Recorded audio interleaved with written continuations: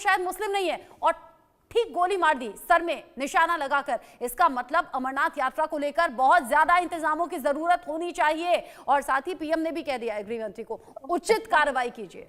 रचना जी, ये उचित कार्रवाई की जब बात कर रहे हैं, आज से 40 साल पहले हो जानी चाहिए थी। ये तो ये सारा का सारा गेम ही हिंदू मुसलमान डिवाइड पे बनाया है, कश्मीर उसमें डिवाइड पे बना है, ये सारे खेल चल रहा है। वो जब आपका धर्म पूछ के, रिलीजन पूछ के गोली चला रहे हैं, ऑब्वियसली उनको ब्रीफिंग है, हमको पता है ये सारा कुछ हो रहा है। और उचित कार्रवाई की जब बात चल रही है, सर्जिकल स्ट्राइक से क्या होगा? सर्जिकल स्ट्राइक के बाद ऑक्यूपाई करिए उस एरिया को, उसको कहते हैं काम करना, फिर बात बनेगी। और आपका जब तक जम्मू एंड कश्मीर एक कमांड एंड कंट्रोल के अंदर नहीं होगा, ये चलता रहेगा। मैं पिछले 6 साल 8 साल से कह रहा हूं, यही सेंटेंस यूज कर रहा हूं और करता रहूंगा, क्योंकि मेरे को दिखाई दे रहा है आपके जो स्लीपर सेल हैं वो बड़ी एक्टिव है, हर एक लेवल पे है गवर्नमेंट के।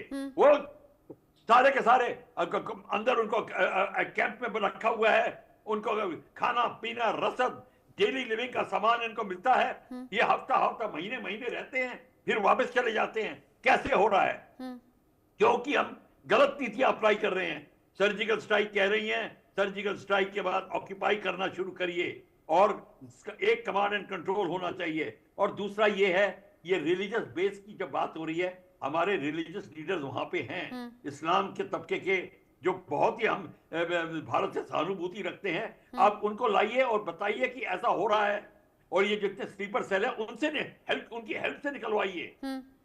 हम इस बात को नजरअंदाज करना चाहते हैं, बाकी सब कुछ कहना चाहते हैं। अच्छा, अलग अलग पॉलिटिकल पार्टी के लीडर्स भी हैं जो इस पर रिएक्ट कर रहे हैं, और साथ ही साथ मुख्यमंत्री उमर अब्दुल्ला के जरिए कहा गया है कि पिछले लंबे वक्त से सैलानियों पर हुआ ये बहुत बड़ा हमला है और इसे गंभीरता से लिया जाना चाहिए। साथ ही साथ चिंता भी जाहिर की है मेजर शाह, जिस तरीके से यहाँ कायराना हरकत की गई, एक तो धन पूछा गया, नाम पूछा गया, और उसमें भी सैलानी जो कि आनंद के पल बिताने के लिए वहां पर गए थे, उन्हें टारगेट किया गया।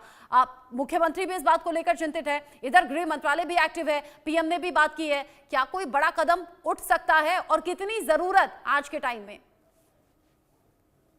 जी, बड़ा कदम उठना चाहिए, क्योंकि ये एक बहुत ही गलत प्रेजेंस है। पहले तो टारगेटेड किलिंग का हमने नाम सुना था कि भाई टारगेटेड किलिंग हो रही है। यहाँ पर तो पॉइंट ब्लैंक रेंज पे मजहब पूछ के, नाम पूछ के, इस तरीके से जो किलिंग हुई हैं, यही लोग सबसे बड़े दुश्मन हैं मुसलमानों के। जो कि आम मुसलमान है उसको तकलीफ होगी इससे, उसको नुकसान उसका होएगा इसमें। तो इसमें बड़ी से बड़ी कार्रवाई, हम लोग सर्जिकल स्ट्राइक्स की बात करते हैं, तो इसमें सर्जिकल स्ट्राइक से और आगे एक लेवल की क्या बात होगी?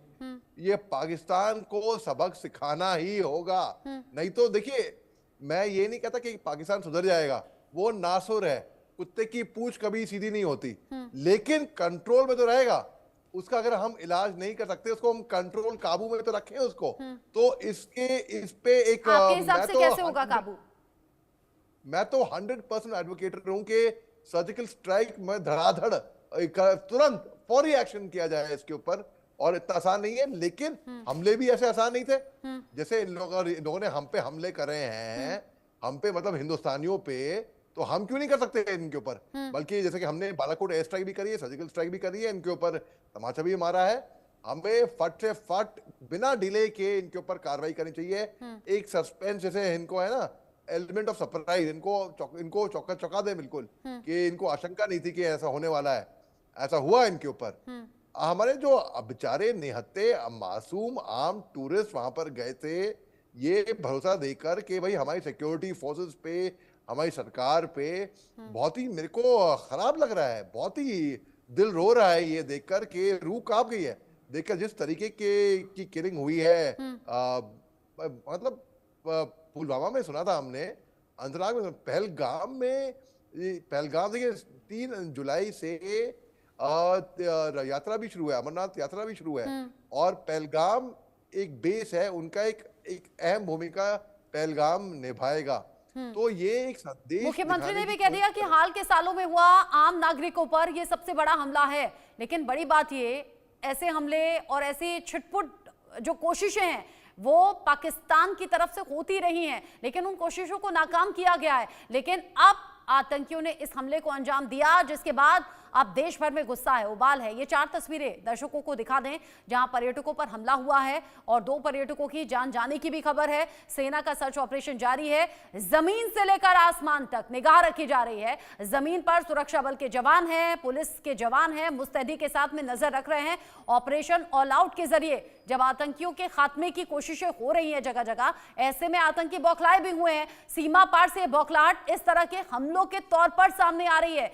कई पर्यटक जख्मी हो गए हैं, 12 के करीब अभी आंकड़ा है और ये आंकड़ा बढ़ भी सकता है क्योंकि ये बहुत इनिशियल स्टेज है, बहुत शुरुआती जानकारी है। और जिस तरीके से यहाँ ऊपरी हिस्से में, बैसरन घाटी के ऊपरी हिस्से में ये लोग मौजूद थे, ऊपरी हिस्सा ठंडा था, वहां पर सैलानी बड़ी संख्या में थे, इस गर्मी से राहत पाने के लिए गए थे, यहाँ हंस रहे थे, मुस्कुरा रहे थे। लेकिन ऐसे में आतंकी आते हैं, 2 की संख्या आतंकियों की बताई जा रही है। सेना की वर्दी पहने हुए थे, यहां पर आते हैं, चेहरे पर मास्क लगाया हुआ था, जैसे कि अभी आशिक मीर इंडिया न्यूज संवाददाता बता भी रहे थे।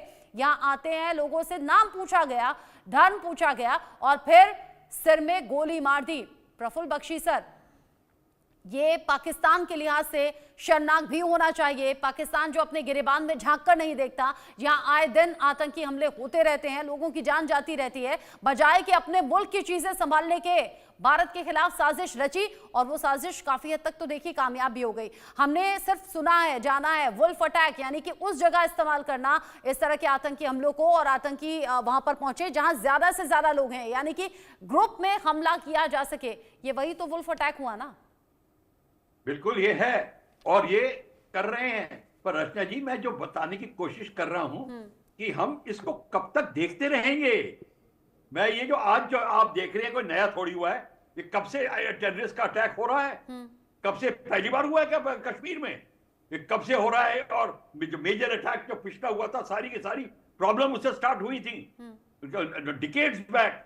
तो हमारे टेररिस्ट कभी भी सेफ नहीं थे, बीच में हो जाते हैं। पर जैसे कि आपको पता है टेररिस्ट का एम है कि इकोनॉमी ऑफ कश्मीर डाउन जाए, हिंदू मुसलमान डिवाइड बढ़े, वहां पे एक दूसरे के लोग खिलाफ हो। इसीलिए उन्होंने इस तरीके का अटैक किया ताकि लोग मुसलमानों के खिलाफ हो जाए। ये चाल है पाकिस्तान आर्मी की। उन्होंने बड़े सहज पूर्वक इसको अंजाम देने की कोशिश करी है। तभी मैं कहता हूं रचना जी, मैं दोबारा रिपीट करूंगा कि ये जितने बेसिस हैं जहां से लॉन्च हो रहे हैं, ये 8, 10, 12 किलोमीटर दूर है। ये आपकी आर्टिलरी रेंज के अंदर में है, मीडियम आर्टिलरी और multi barrel rocket launchers, attack helicopters. आप पहले तो उनको नेस्तनाबूद करिए, जगह को ऑक्यूपाई करिए। जब आपके जगह 8-9 जगह को ऑक्यूपाई करेंगे, ऑटोमेटिकली वो डिफेंसिव पे आ जाएंगे और पीछे हटने शुरू होंगे। तब ये तरीका है और सारा वर्ल्ड आपको सपोर्ट करेगा। और पीओके ऑपरेशंस की बात चल रही है। तो फिर रुकावट कहाँ है बख्शी सर? है जी, रुकावट कहाँ है? जिस तरह का एक्शन के आप जिक्र कर रहे हैं, वो एक्शन क्यों नहीं हो रहा? रुकावट सिर्फ ये है कि ऑपरच्यून मूवमेंट ढूंढ रहे हैं कि किस तरीके कब किया जाए। अब ये मैं इसलिए नहीं कह सकता क्योंकि मैं इस समय डिसीजन मेकिंग बॉडी के क्लोज नहीं हूं। मुझे रीजन नहीं पता चल रहा कि डिले किस लिए हो रही है। पीओके हम लेना चाहते हैं, क्यों डिले हो रही है। चाहे ऑपरच्यून मूवमेंट सही समय और वक्त नहीं आया है, सही वो उसकी इंतजार हो रही है। ये हम करेंगे और जरूर करेंगे, पर तब तक पाकिस्तान इसका फायदा उठाएगा। पाकिस्तान को एक बहुत बड़ा एडवांटेज है, वो है रिलीजन का। वो रिलीजन के एडवांटेज को लेकर अपने स्लीपर सेल्स को पनपा के उनके थ्रू काम करवाता है। और अनफॉर्चुनेटली हमारे जो कई एजुकेशनल संस्थाएं हैं जो इस्लाम के आतंकी इस्लाम को सपोर्ट करते हैं, वो बड़ा सजगता पूर्वक काम कर रही है। मेरी तो गुजारिश होगी अपने मुसलमान भाइयों से कि इनको आप हमारी मदद करके, देश की मदद करके इनको निकलवाइए।